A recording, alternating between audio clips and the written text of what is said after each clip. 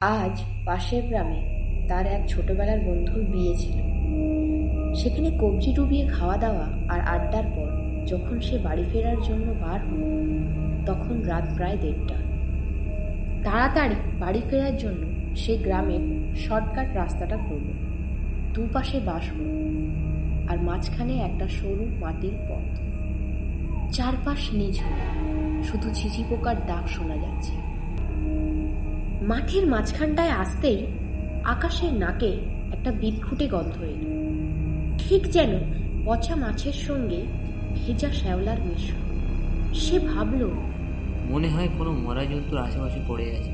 আকাশ যখন শ্যাওড়া গাছটার কাছাকাছি পৌঁছালো, সে দেখতে পেল শ্যাওড়া গাছ থেকে কিছু একটা ঝুলছে। শ্যাওড়া গাছের একটা সরু ডালের ওপর বসে আছে এক বীভৎস নারী মূর্তি।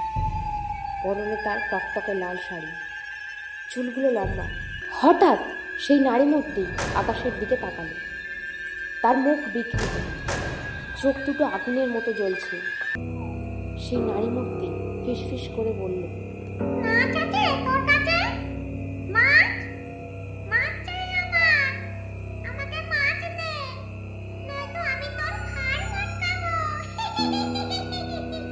সে গ্রামের দিকে দৌড়াতে লাগলো।